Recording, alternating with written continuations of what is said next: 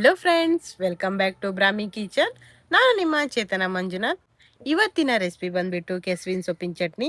ಈ ಒಂದು ಕೆಸುವಿನ ಸೊಪ್ಪಿನ ಚಟ್ನಿನ ಈಸಿಯಾಗಿ ಹಾಗೂ ಟೇಸ್ಟಿಯಾಗಿ 10 ನಿಮಿಷದಲ್ಲಿ ಹೇಗೆ ಮಾಡೋದು ಅಂತ ಈ ಒಂದು ವಿಡಿಯೋದಲ್ಲಿ ನಾನು ನಿಮಗೆ ತೋರಿಸ್ತಾ ಇದ್ದೀನಿ. ಹಾಗೆ ನಾನಿಲ್ಲಿ ಇವತ್ತು ನಮ್ಮ ತೋಟದಲ್ಲಿ ಬೆಳೆದಿರುವಂಥ ಕೆಸುವಿನ ಸೊಪ್ಪಿನ ಕೊಯ್ಕೊಳ್ಳಿಕ್ಕೆ ಬಂದಿದ್ದೇನೆ. ನೋಡಿ, ನಾನಿಲ್ಲಿ ಚಿಗುರಾದ ಸೊಪ್ಪನ್ನ ಆರಿಸಿ ಕೊಯ್ಕೊಳ್ತಾ ಇದ್ದೀನಿ. ನೋಡಿ, ಈ ರೀತಿಯಾಗಿ ನಾನಿಲ್ಲಿ ಇದನ್ನ ಕೊಯ್ಕೊಳ್ತಾ ಇದ್ದೀನಿ. ಈ ದಂಟು ನಮಗೆ ಬೇಡ, ಸೊಪ್ಪು ಮಾತ್ರ ಸಾಕಾಗುತ್ತೆ.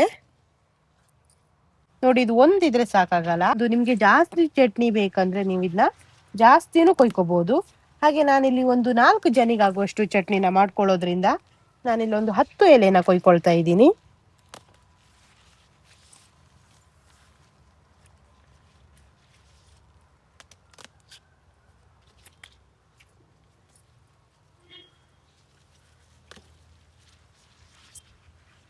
ನೋಡಿ, ಇದು ಈ ರೀತಿಯಾಗಿ ಇರುತ್ತೆ.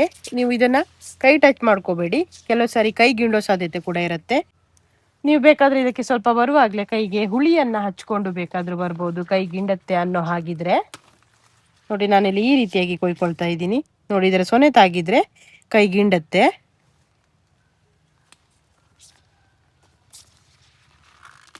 ನೋಡಿ, ಇದು ಎಷ್ಟು ದೊಡ್ಡ ಎಲೆ ಅಲ್ಲ, ಇದಕ್ಕಿಂತನೂ ದೊಡ್ಡದಾಗತ್ತೆ ಕೆಲವು ಎಲೆಗಳು.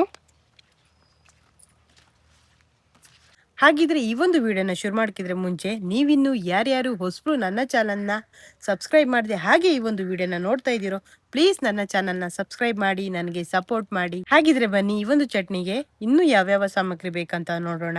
ಮೊದಲಿಗೆ ನಾವಿಲ್ಲಿ ತಗೊಬಂದಿರೋ ಕೆಸುವಿನ ಸೊಪ್ಪಿನ ಕಟ್ ಮಾಡ್ಕೊಳ್ಳೋಣ. ನೋಡಿ, ಈ ರೀತಿಯಾಗಿ ನಾನು ಇದರ ದಂಟನ್ನ ಕಟ್ ಮಾಡ್ಕೊಳ್ತಾ ಇದ್ದೀನಿ. ಎಲ್ಲ ಸೊಪ್ಪಿನ ದಂಟನ್ನ ಈ ರೀತಿಯಾಗಿ ಕಟ್ ಮಾಡ್ಕೊಂಡು ನಾನು ಇದನ್ನ ನೀಟಾಗಿ ವಾಶ್ ಮಾಡ್ಕೊಳ್ತಾ ಇದ್ದೀನಿ. ನೋಡಿ, ಎಲ್ಲ ಎಲೆಗಳನ್ನ ಬಿಡಿಸಿ ಅದರ ಒಳಗಡೆ ಏನಾದ್ರೂ ಹುಳುಗಳಿದೆಯಾ ಅಥವಾ ಬೇರೆ ಏನಾದರೂ ಇದೆಯಾ ಅಂತ ನೋಡಿಕೊಂಡು ಎಲೆಗಳನ್ನು ವಾಶ್ ಮಾಡ್ಕೊಳ್ತಾ ಇದ್ದೀನಿ. ನೋಡಿ, ನಾನು ಇವಾಗ ವಾಶ್ ಮಾಡ್ಕೊಂಡಾಗಿದೆ. ಇವಾಗ ನಾನಿಲ್ಲಿ ಒಂದು 4 ಎಲೆಯನ್ನು ಈ ರೀತಿಯಾಗಿ ಹಿಡ್ಕೊಂಡು ಇದನ್ನು ಕಟ್ ಮಾಡ್ಕೊಳ್ತಾ ಇದ್ದೀನಿ. ಈ ರೀತಿಯಾಗಿ ಯಾಕೆ ಕಟ್ ಮಾಡ್ಕೊಳ್ಳೋದಂದರೆ ಇದು ಕಟ್ ಮಾಡ್ಕೊಂಡಿದ್ದನ್ನು ಬೇಯಿಸ್ಕೊಳ್ಳಿಕ್ಕೆ ಈಸಿ ಆಗುತ್ತೆ. ಈ ರೀತಿಯಾಗಿ ಕಟ್ ಮಾಡ್ಕೊಂಡಾದ್ಮೇಲೆ ನಾನಿಲ್ಲಿ ಒಂದು ಪಾತ್ರೆಗೆ ಎಲ್ಲ ಸೊಪ್ಪನ್ನು ಹಾಕ್ಕೊಂಡು ನಾನು ಇದಕ್ಕೆ ಮುಳುಗುವಷ್ಟು ನೀರನ್ನು ಹಾಕ್ಕೊಳ್ತಾ ಇದ್ದೀನಿ. ನೋಡಿ, ನೀರನ್ನು ಹಾಕ್ಕೊಂಡು ಇದನ್ನು ಬೇಯಲಿಕ್ಕೆ ನಾನಿಲ್ಲಿ ಒಲೆ ಮೇಲೆ ಇಡ್ತಾ ಇದ್ದೀನಿ. ಈ ರೀತಿಯಾಗಿ ಒಲೆ ಮೇಲೆ ಇಟ್ಟಾದ್ಮೇಲೆ ನಾನು ಇದಕ್ಕೆ ಒಂದು ಕ್ಯಾಪ್ ಅನ್ನು ಮುಚ್ಚಿ ಇಟ್ಕೊಳ್ತಾ ಇದ್ದೀನಿ. ಇದು ಒಂದು 20 ನಿಮಿಷ ಆದರೂ ಬೇಯಬೇಕು. ಬೆಂಕಿಯು ಹಾಗೆ ಮೀಡಿಯಂ ಫ್ಲೇಮ್ ನಲ್ಲೇ ಇಟ್ಕೊಳ್ಳಿ. ಇವಾಗ ನಾನು ಈ ಚಟ್ನಿನ ಮಾಡಲಿಕ್ಕೆ ಮಸಾಲನ ಹುರ್ಕೊಳ್ಳಿಕ್ಕೆ ಸ್ಟವ್ ಮೇಲೆ ಒಂದು ಬಾಣಲೆಯನ್ನು ಇಟ್ಟು ಅದಕ್ಕೆ 1 ಟೀ ಸ್ಪೂನ್ ಆಗುವಷ್ಟು ಕೊಬ್ಬರಿ ಎಣ್ಣೆನ ಹಾಕ್ಕೊಳ್ತಾ ಇದ್ದೀನಿ. ಎಣ್ಣೆ ಸ್ವಲ್ಪ ಬಿಸಿ ಆದಮೇಲೆ ನಾನು ಇದಕ್ಕೆ 2 ಟೀ ಸ್ಪೂನ್ ಆಗೋಷ್ಟು ಧನಿಯಾವನ್ನು ಹಾಕ್ಕೊಂಡು ಒಂದ್ಸರಿ ಮಿಕ್ಸ್ ಮಾಡ್ಕೊಳ್ತಾ ಇದ್ದೀನಿ. ಈ ರೀತಿಯಾಗಿ ಮಿಕ್ಸ್ ಮಾಡ್ಕೊಂಡಿದ್ದಾದಮೇಲೆ ನಾನು ಇದಕ್ಕೆ 1 ಟೀ ಸ್ಪೂನ್ ಆಗೋಷ್ಟು ಕಡಲೆಬೇಳೆಯನ್ನು ಹಾಕ್ಕೊಳ್ತಾ ಇದ್ದೀನಿ. ಹಾಗೆ 1 ಟೀ ಸ್ಪೂನ್ ಆಗೋಷ್ಟು ಉದ್ದಿನಬೇಳೆ, 1/4 ಟೀ ಸ್ಪೂನ್ ಆಗೋಷ್ಟು ಜೀರಿಗೆಯನ್ನು ಹಾಕ್ಕೊಂಡು ಇವೆಲ್ಲವನ್ನು ಚೆನ್ನಾಗಿ ಫ್ರೈ ಮಾಡ್ಕೊಳ್ತಾ ಇದ್ದೀನಿ.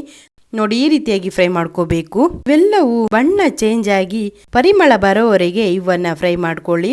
ನಾನಿವಾಗ ಇದಕ್ಕೆ ಸಣ್ಣ 4 ಎಸಳು ಬೆಳ್ಳುಳ್ಳಿ ದಳಗಳನ್ನು ಹಾಕ್ಕೊಳ್ತಾ ಇದ್ದೀನಿ. ಇದನ್ನು ಕೂಡ ಇದಕ್ಕೆ ಹಾಕ್ಕೊಂಡು ಫ್ರೈ ಮಾಡಿ. ಇದನ್ನು ಫ್ರೈ ಮಾಡಿ ಆದಮೇಲೆ ನಾನು ಇದಕ್ಕೆ 2 ಕಡ್ಡಿ ಆಗುವಷ್ಟು ಕರಿಬೇವಿನ ಸೊಪ್ಪನ್ನು ಹಾಕ್ಕೊಳ್ತಾ ಇದ್ದೀನಿ. ಇದು ಕೂಡ ಹಾಗೆ ಇವುಗಳ ಜೊತೆ ಚೆನ್ನಾಗಿ ಫ್ರೈ ಆಗಬೇಕು. ನೋಡಿ, ಇವಾಗ ಫ್ರೈ ಆಗಿದೆ. ನಾನು ಇದನ್ನ ತೆಗೆದು ಒಂದು ಪ್ಲೇಟಿಗೆ ಹಾಕ್ಕೊಳ್ತಾ ಇದ್ದೀನಿ. ಹಾಗೆ ನಾನು ಅದೇ ಬಾಣಲೆಯನ್ನು ಇಟ್ಟು ಅದಕ್ಕೆ 1 ಟೀ ಸ್ಪೂನ್ ಆಗುವಷ್ಟು ಕೊಬ್ಬರಿ ಎಣ್ಣೆಯನ್ನು ಹಾಕ್ಕೊಂಡು ಅದಕ್ಕೆ ನಾನಿಲ್ಲಿ 10 ರಿಂದ 12 ಕಡ್ಡಿ ಮೆಣಸನ್ನು ಹಾಕ್ಕೊಳ್ತಾ ಇದ್ದೀನಿ. ನಿಮಗೆ ಖಾರಕ್ಕೆ ತಕ್ಕಂತೆ ನೀವು ಮೆಣಸನ್ನು ಹಾಕ್ಕೊಳ್ಳಿ. ನೋಡಿ, ಈ ಮೆಣಸು ಹಾಗೆ ಎಣ್ಣೆಯಲ್ಲಿ ನೀಟಾಗಿ ಫ್ರೈ ಆಗಬೇಕು. ಇದನ್ನು ಒಂದು 5 ನಿಮಿಷವಾದರೂ ನೀವು ಲೋ ಫ್ಲೇಮ್ನಲ್ಲಿ ಇಟ್ಕೊಂಡು ಫ್ರೈ ಮಾಡ್ಕೊಳ್ಳಿ. ನೋಡಿ, ನಾನಿಲ್ಲಿ ಫ್ರೈ ಮಾಡ್ಕೊಳ್ತಿದ್ದೀನಲ್ಲ ಹೀಗೆ. ನೋಡಿ, ಇದು ಕೂಡ ಇವಾಗ ಫ್ರೈ ಆಗಿದೆ. ನಾನು ಇದನ್ನು ತೆಗೆದು ಒಂದು ಪ್ಲೇಟಿಗೆ ಹಾಕ್ಕೊಳ್ತಾ ಇದ್ದೀನಿ. ಹಾಗೆ ಈ ಒಂದು ಚಟ್ನಿಗೆ ನಾನಿಲ್ಲಿ 1 ಕಪ್ ಆಗುವಷ್ಟು ಕಾಯಿ ತುರಿಯನ್ನು ಕೂಡ ರೆಡಿ ಮಾಡಿ ಇಟ್ಕೊಂಡಿದ್ದೇನೆ. ಇವಾಗ ಒಂದು ಅಂದಾಜು 20 ನಿಮಿಷವಾಗಿದೆ. ಒಲೆ ಮೇಲೆ ಇರುವ ಕೆಸುವಿನ ಸೊಪ್ಪನ್ನು ಓಪನ್ ಮಾಡಿ ನೋಡ್ತಾ ಇದ್ದೀನಿ. ನೋಡಿ, ಇದು ಈ ರೀತಿಯಾಗಿ ಕುದೀತಾ ಇದೆ. ಇದು ಇನ್ನೂ ಸ್ವಲ್ಪ ಒಂದು 10 ನಿಮಿಷ ಆದರೂ ಬೇಯಲಿ. ಹಾಗೆ ನಾನಿಲ್ಲಿ ಇವತ್ತು ಈ ಚಟ್ನಿಗೆ ಹುಣಸೆ ಹುಳಿಯನ್ನು ಹಾಕ್ತಾ ಇಲ್ಲ, ಅದರ ಬದಲಾಗಿ ನಾನಿಲ್ಲಿ ಔಂಟಿಕಾಯಿಯನ್ನು ಹಾಕ್ತಾ ಇದ್ದೀನಿ. ನೋಡಿ, ನಾನಿಲ್ಲಿ 3 ಔಂಟಿಕಾಯಿಯನ್ನು ತೆಗೆದಿಟ್ಕೊಂಡಿದ್ದೇನೆ. ಇದರಲ್ಲೂ ಕೂಡ ಹುಳಿ ಇರೋದ್ರಿಂದ ನಾನಿಲ್ಲಿ ಹುಣಸೆ ಹುಳಿಯನ್ನು ಇವತ್ತು ಹಾಕ್ತಾ ಇಲ್ಲ. ನೋಡಿ, ಇವಾಗ ಸೊಪ್ಪು ಬೆಂದಿದೆ. ನಾನು ಇದರ ನೀರನ್ನು ಸೋಸ್ಕೊಳ್ತಾ ಇದ್ದೀನಿ. ನೋಡಿ, ಈ ರೀತಿಯಾಗಿ ಪಾತ್ರೆಯ ಮೇಲೆ ಒಂದು ಪ್ಲೇಟನ್ನು ಇಟ್ಟು ಈ ರೀತಿಯಾಗಿ ನೀರನ್ನು ಸೋಸ್ಕೊಳ್ತಾ ಇದ್ದೀನಿ. ನಿಮಗೆ ಹೇಗಾಗುತ್ತೋ ನೀವು ಹಾಗೆ ನೀರನ್ನು ಸೋಸ್ಕೊಳ್ಳಿ. ನೋಡಿ, ನೀರನ್ನು ಸೋಸಿರೋ ಸೊಪ್ಪು ಈ ರೀತಿಯಾಗಿ ಕಾಣಿಸ್ತಾ ಇದೆ.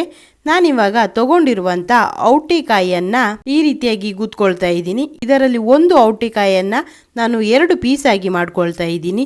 ಇದು ಇಡೀ ಹಾಕಿದ್ರೆ ಅಷ್ಟು ಹುಳಿ ಬಿಡೋದಿಲ್ಲ ನೋಡಿ. ಹಾಗಾಗಿ ಈ ರೀತಿಯಾಗಿ ನಾನು ಇದನ್ನ ಜಜ್ಜಿ ಇಟ್ಕೊಂಡಿದ್ದೇನೆ. ಇವಾಗ ನಾನಿಲ್ಲಿ ಒಂದು ಮಿಕ್ಸಿ ಜಾರನ್ನ ತಗೊಂಡು ಅದಕ್ಕೆ 1 ಕಪ್ ಆಗುವಷ್ಟು ಕಾಯಿ ತುರಿಯನ್ನ ಹಾಕೊಂಡು ನಾವಿಲ್ಲಿ ಹುರ್ಕೊಂಡಿರೋ ಮಸಾಲವೆಲ್ಲವನ್ನ ಹಾಕೊಂಡು ಅದಕ್ಕೆ ಹುರಿದಿಟ್ಕೊಂಡ ಮೆಣಸನ್ನು ಕೂಡ ಸೇರಿಸ್ಕೊಳ್ತಾ ಇದ್ದೀನಿ. ನೋಡಿ, ಈ ರೀತಿಯಾಗಿ ಎಲ್ಲ ಮಸಾಲ ಪದಾರ್ಥಗಳನ್ನು ಸೇರಿಸ್ಕೊಂಡಿದ್ದಾದ್ಮೇಲೆ ನಾನು ಇದಕ್ಕೆ ಸ್ವಲ್ಪ ನೀರನ್ನು ಹಾಕ್ಕೊಳ್ತಾ ಇದ್ದೀನಿ. ಈ ರೀತಿಯಾಗಿ ನೀರನ್ನು ಹಾಕ್ಕೊಂಡು ನಾನು ಇದನ್ನ ಗ್ರೈಂಡ್ ಮಾಡ್ಕೊಳ್ತಾ ಇದ್ದೀನಿ. ನೋಡಿ, ಇದು ಇಷ್ಟು ಗ್ರೈಂಡ್ ಆದರೆ ಸಾಕಾಗತ್ತೆ. ಇವಾಗ ನಾನು ಇದಕ್ಕೆ ಬೇಯಿಸಿ ಇಟ್ಕೊಂಡ ಕೆಸುವಿನ ಸೊಪ್ಪಿನ ಎಲೆಯನ್ನು ಹಾಕ್ಕೊಳ್ತಾ ಇದ್ದೀನಿ. ಇದು ಕೂಡ ಹಾಗೆ ಇದರ ಜೊತೆ ಗ್ರೈಂಡ್ ಆಗಬೇಕು. ನೋಡಿ, ಇವಾಗ ಎಲ್ಲ ಸೊಪ್ಪನ್ನು ಹಾಕ್ಕೊಂಡಾಗಿದೆ. ನಾನು ಇದನ್ನು ಗ್ರೈಂಡ್ ಮಾಡ್ಕೊಳ್ತಾ ಇದ್ದೀನಿ. ನೋಡಿ, ಇವಾಗ ಗ್ರೈಂಡ್ ಆಗಿದೆ. ಇದು ಈ ರೀತಿಯಲ್ಲಿ ಕಾಣಿಸ್ತಾ ಇದೆ. ಹಾಗೆ ಇಷ್ಟು ನೈಸ್ ಆಗಿ ಗ್ರೈಂಡ್ ಆದರೆ ಸಾಕಾಗತ್ತೆ. ನಾನಿವಾಗ ಗ್ರೈಂಡ್ ಮಾಡ್ಕೊಂಡಿರೋ ಮಸಾಲವನ್ನು ಒಂದು ಪಾತ್ರೆಗೆ ಹಾಕ್ಕೊಳ್ತಾ ಇದ್ದೀನಿ. ನೋಡಿ, ಇದು ತುಂಬ ದಪ್ಪ ಇದೆ. ಹಾಗಾಗಿ ನಾನು ಇದಕ್ಕೆ ಸ್ವಲ್ಪ ಸ್ವಲ್ಪನೇ ನೀರನ್ನು ಹಾಕ್ಕೊಂಡು ನಮಗೆ ಬೇಕಾದ ಹದಕ್ಕೆ ಮಾಡ್ಕೊಳ್ತಾ ಇದ್ದೀನಿ. ನೀವು ಕೂಡ ಹಾಗೆ ಇದನ್ನು ತೀರಾ ದಪ್ಪವಾಗಿ ಮಾಡ್ಕೋಬೇಡಿ. ಇದನ್ನು ಒಲೆಯ ಮೇಲಿಟ್ಟು ಕುದಿಸಿದಾಗ ಇದು ಇನ್ನೂ ಕೂಡ ಸ್ವಲ್ಪ ದಪ್ಪವಾಗುತ್ತೆ.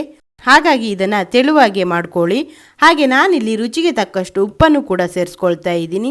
ಹಾಗೆ ನಾನಿಲ್ಲಿ ಜಜ್ಜಿ ಇಟ್ಕೊಂಡ ಔಟೆಕಾಯಿಯನ್ನು ಕೂಡ ಇದಕ್ಕೆ ಸೇರಿಸ್ಕೊಂಡು ಒಂದ್ಸಾರಿ ಚೆನ್ನಾಗಿ ಮಿಕ್ಸ್ ಮಾಡ್ಕೊಳ್ತಾ ಇದ್ದೀನಿ. ನೋಡಿ, ಈ ರೀತಿಯಾಗಿ ಮಿಕ್ಸ್ ಮಾಡ್ಕೊಂಡಿದ್ದೇನೆ. ಹಾಗೆ ಇದರ ತೆಳು ಕೂಡ ನೋಡಿ, ನಾನು ಇಷ್ಟು ತೆಳುವಾಗಿ ಇದನ್ನು ಮಾಡ್ಕೊಂಡಿದ್ದೇನೆ. ಹಾಗೆ ನಾನಿವಾಗ ಈ ಚಟ್ನಿಯನ್ನು ಒಲೆ ಮೇಲೆ ಇಡ್ತಾ ಇದ್ದೀನಿ. ಹಾಗೆ ಇದಕ್ಕೊಂದು ಮುಚ್ಚಳವನ್ನು ಮುಚ್ಚಿ ಕೂಡ ಇಡ್ತಾ ಇದ್ದೀನಿ. ಇದೊಂದು 20 ನಿಮಿಷವಾದರೂ ಚೆನ್ನಾಗಿ ಕುದಿಬೇಕು. ನೋಡಿ, ಇವಾಗ 20 ನಿಮಿಷವಾಗಿದೆ. ಈ ರೀತಿಯಾಗಿ ಇದು ಕುದಿತಾ ಇದೆ. ನೋಡಿ, ಇದು ಈ ರೀತಿಯಾಗಿ ಕುದ್ರೆ ಸಾಕಾಗತ್ತೆ. ನೋಡಿ, ನಾನು ಇದನ್ನ ಒಂದ್ಸಾರಿ ಬೇಕಾದ್ರೆ ನಿಮ್ಗೆ ತಿರ್ಸಿನೂ ತೋರಿಸ್ತಾ ಇದ್ದೀನಿ. ನೋಡಿ, ಈ ರೀತಿಯಾಗಿ ಇದು ಕುದಿತಾ ಇದೆ. ಇಷ್ಟು ಕುದ್ರೆ ಸಾಕು. ನಾನು ಇದನ್ನು ಎತ್ತಿ ಕೆಳಗೆ ಇಟ್ಕೊಳ್ತಾ ಇದ್ದೀನಿ. ಹಾಗೆ ಈ ಒಂದು ಚಟ್ನಿಗೆ ನಾನಿಲ್ಲಿ ಒಗ್ಗರಣೆಯನ್ನು ಹಾಕ್ಕೊಳ್ತಾ ಇದ್ದೀನಿ. ಈ ಚಟ್ನಿಗೆ ನೀವು ಒಗ್ಗರಣೆ ಹಾಕ್ಕೊಳ್ದೆ ಇದ್ರೆ ಇದು ತಿನ್ನಲಿಕ್ಕೆ ಚೆನ್ನಾಗಿರೋದಿಲ್ಲ. ಹಾಗಾಗಿ ನಾನಿಲ್ಲಿ ಒಗ್ಗರಣೆನ ಮಾಡ್ಕೊಳ್ತಾ ಇದ್ದೀನಿ. ನೋಡಿ, ಸ್ಟವ್ ಮೇಲೆ ಒಂದು ಪ್ಯಾನನ್ನು ಇಟ್ಟು ಅದಕ್ಕೆ 1 ಟೇಬಲ್ ಸ್ಪೂನ್ ಆಗುವಷ್ಟು ಎಣ್ಣೆನ ಹಾಕ್ಕೊಂಡು 1 ಟೀ ಸ್ಪೂನ್ ಆಗುವಷ್ಟು ಸಾಸಿವೆನ ಹಾಕ್ಕೊಳ್ತಾ ಇದ್ದೀನಿ. ನೋಡಿ, ಸಾಸಿವೆ ಈ ರೀತಿಯಾಗಿ ಚಟಪಟ ಚಟಪಟ ಅಂತ ಸೌಂಡ್ ಬಂದಮೇಲೆ ನಾನು ಇದಕ್ಕೆ ಜಜ್ಜಿಟ್ಕೊಂಡ ಬೆಳ್ಳುಳ್ಳಿ ದಳಗಳನ್ನು ಹಾಕ್ಕೊಳ್ತಾ ಇದ್ದೀನಿ. ಹಾಗೆ ಈ ಬೆಳ್ಳುಳ್ಳಿ ದಳಗಳು ಕೂಡ ಈ ರೀತಿಯಾಗಿ ಸ್ವಲ್ಪ ಸ್ವಲ್ಪನೇ ಕಲರ್ ಚೇಂಜ್ ಆಗ್ತಾ ಬರುತ್ತೆ. ಆವಾಗ ನಾನು ಇದಕ್ಕೆ 2 ಒಣಮೆಣಸನ್ನು ಕಟ್ ಮಾಡಿ ಹಾಕ್ಕೊಳ್ತಾ ಇದ್ದೀನಿ. ಈ ರೀತಿಯಾಗಿ ಒಣಮೆಣಸು ಹಾಕೋದ್ರಿಂದ ಒಗ್ಗರಣೆ ಇನ್ನೂ ಕೂಡ ಚೆನ್ನಾಗಿ ಬರುತ್ತೆ. ನೋಡಿ, ಈ ರೀತಿಯಾಗಿ ಒಣಮೆಣಸು ಫ್ರೈ ಆದಮೇಲೆ ನಾನು ಇದಕ್ಕೆ 3 ಕಡ್ಡಿ ಆಗುವಷ್ಟು ಕರಿಬೇವನ್ನು ಹಾಕ್ಕೊಂಡು ಚೆನ್ನಾಗಿ ಫ್ರೈ ಮಾಡ್ಕೊಳ್ತಾ ಇದ್ದೀನಿ. ಇದು ಈ ಕಲರ್ಗೆ ಬಂದಮೇಲೆ ಒಗ್ಗರಣೆ ರೆಡಿಯಾಗಿದೆ ಅಂತ ಅರ್ಥ. ನೋಡಿ, ಈ ಒಗ್ಗರಣೆಯನ್ನು ತೆಗೆದು ನಾನಿಲ್ಲಿ ಬಿಸಿ ಬಿಸಿ ಚಟ್ನಿಗೆ ಹಾಕ್ಕೊಳ್ತಾ ಇದ್ದೀನಿ. ಈ ರೀತಿಯಾಗಿ ಹಾಕ್ಕೊಂಡು 1 ರಿಂದ 2 ನಿಮಿಷ ಮುಚ್ಚಿಡಿ. ಈ ಒಗ್ಗರಣೆ ಪರಿಮಳವೆಲ್ಲ ಚೆನ್ನಾಗಿ ಚಟ್ನಿ ಜೊತೆ ಮಿಕ್ಸ್ ಆಗುತ್ತೆ. ಆ ನಂತರದಲ್ಲಿ ನೀವು ಇದರ ಕ್ಯಾಪನ್ನು ತೆಗೆದು ಒಂದ್ಸಾರಿ ಮಿಕ್ಸ್ ಮಾಡಿಬಿಡಿ. ನೋಡಿ, ಇವಾಗ ಕೆಸುವಿನ ಸೊಪ್ಪಿನ ಚಟ್ನಿ ರೆಡಿಯಾಗಿದೆ.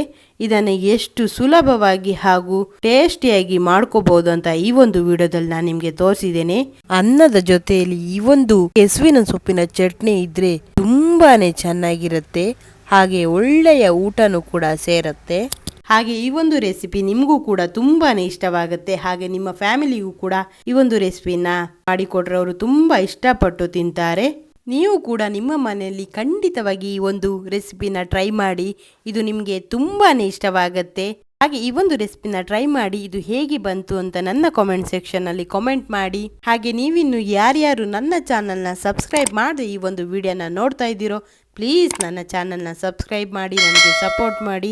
ಹಾಗೆ ಈ ಒಂದು ವಿಡಿಯೋ ನಿಮಗೆ ಇಷ್ಟವಾದರೆ ಲೈಕ್ ಮಾಡಿ. ಹಾಗೆ ನಿಮ್ಮ ಫ್ಯಾಮಿಲಿ ಹಾಗೂ ಫ್ರೆಂಡ್ಸ್ಗೂ ಈ ಒಂದು ವಿಡಿಯೋನ ಶೇರ್ ಮಾಡಿ. Thank you.